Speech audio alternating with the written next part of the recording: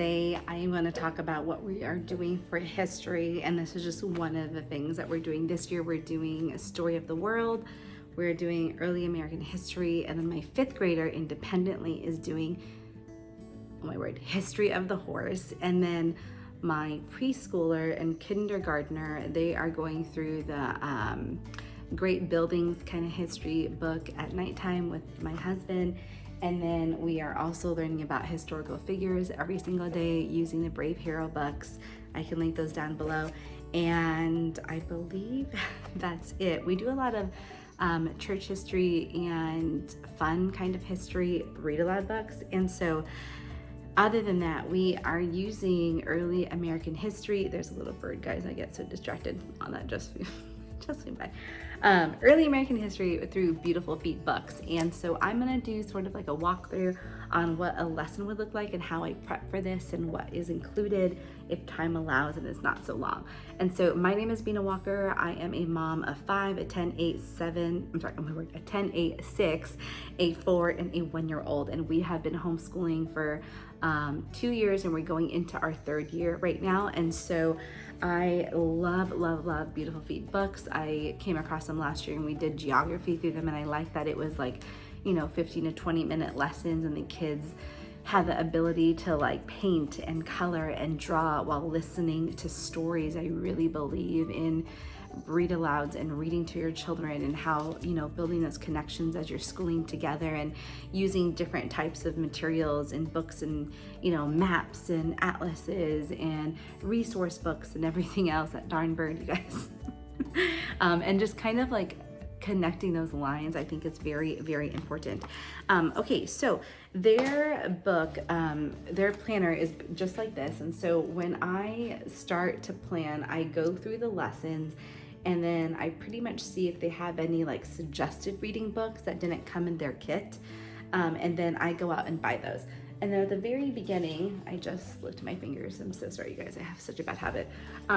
It tells you the different books that are used in the study. And I will go ahead and show you what I have so far. And then, of course, if things are like outdated or are not what I want to teach, then I, give them that perspective from mom. And then these are the other books here.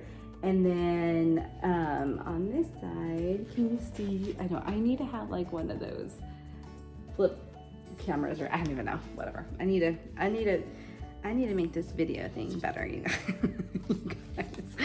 And then it goes into the Vikings. And so my first lesson, the first lesson any kind of book or curriculum that we do is like the intro day, almost like the first day of college. You have like the syllabus day and like a tiny little lesson.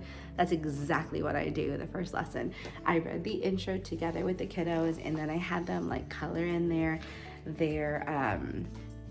journals, which I'll show you later. And then we basically just go into it. And I actually bought this book here, and I was gonna do a read aloud, but right now I'm trying to finish our church history one before I introduce one of these books here. And I went ahead and read the kiddos version of Beowulf, but it is very graphic. So you may wanna wait until your kiddos like 8, 9, or 10 to read that to them. But I went ahead and read it to my kiddos, and just was there to answer any questions. Anyway, and so it tells you like you can go through rabbit trails, and basically that means that you're just diving deeper in the subject. And so for instance, lesson 1, you go over some Bible verses, and then you're basically just, reading for like word for word what they're doing, and you just follow the different steps. And so, you're introducing the verses above, and then you help them copy it if they're not really already writing. And so for my 1st grader, I would probably do one verse, or I would have him copy, like I would write the verse, and then I would have him copy on the other side of his journal.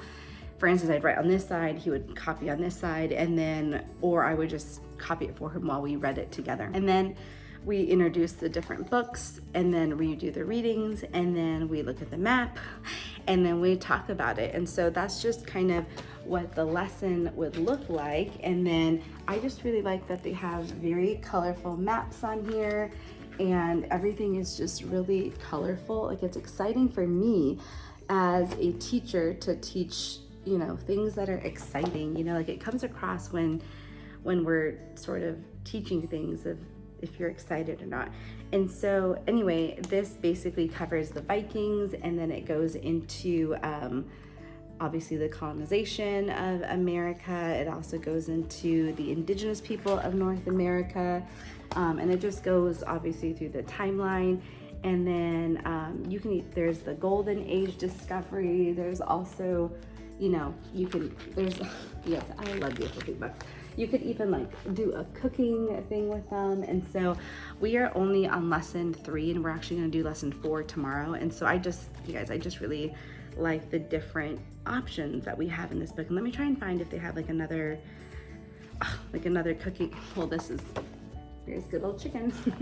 Anyway, and so that first lesson, I have the kiddos basically decorate their journal. This is Adeline's, and then Abigail's is very basic, and then Samuel's. And so what I do for that first lesson is I read that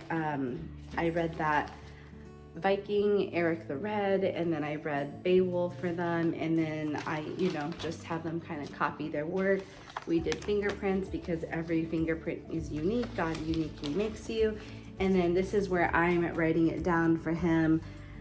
It was, you know, one of the things was make a story of, you know, you moving from from Norway to Greenland, right? Like the Vikings moving this way. Anyway, so I like that, and I'm able to write it down for him. So when it's a little kid, you want to take away the different layers. I want to make sure he actually understood, or the young student actually understood the lesson, and I don't want him to just be flustered by having to write. I want him to narrate that for me. And you know, in Montessori and Charlotte Mason, they both kind of talk about that, like just whatever comes to you, write that down, or narrate to me and I can write that down. So the books that are in the pack is right here, Leif the Lucky. We are reading through this one right now because that covers the very first couple lessons. Squanto's Journey is another one. This was actually in our fall like Costco bin or whatever inside the garage. So I'm like, honey, can you go grab this for me? Phoebe the Spy is another one. The Winter at Valley Forge. And then this one is The Year of the Horseless Carriage. I think this might be another a book also covered in the history of the horse. A picture book of Sacagawea. My brain is not like working.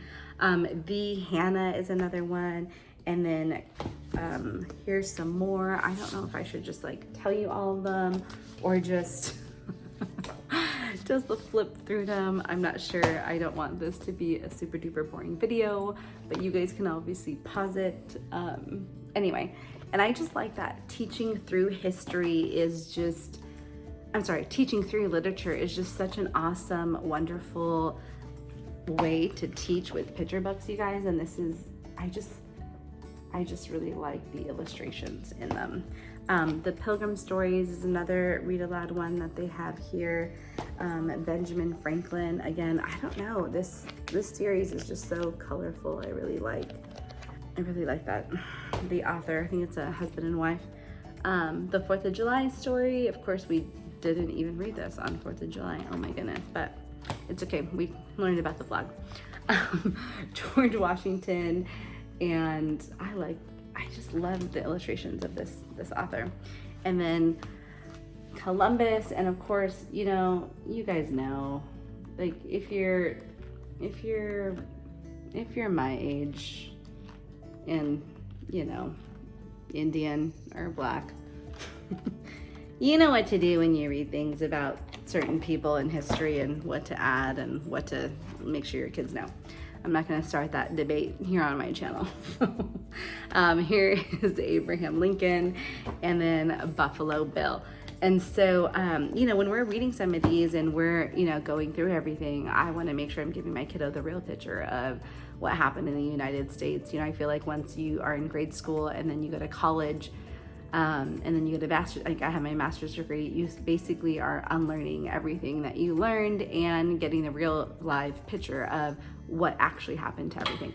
And so I want to do that for my children. You know, what I really loved about college, especially in getting my master's, was it was like a Socratic way of learning, right? We're all sitting at a circle table and let's read it, let's chat about it. You know, what did you think about this? Do you think the treatment of women was correct?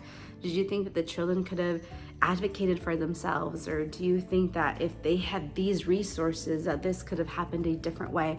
And so I like that I can give my kids that perspective. You know, I'm very blessed to have a degree in economics, communications, and women and gender studies, where I am able to sort of instill in my kiddos in a Christian way of what I believe to be true in my kiddos when it comes to history.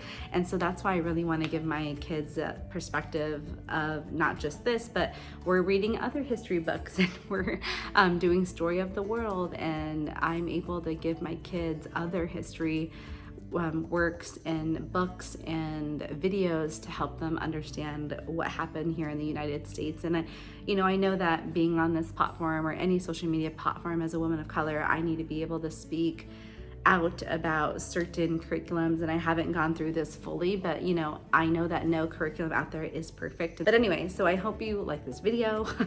Sorry for getting kind of philosophical at the end, but I believe it needs to be said as an Indian woman on here with mixed kiddos, with Black and Indian and white. And so that's very important to me. That's why we learn about India, we learn about the different cultures of the world, because I want them to hear it from me.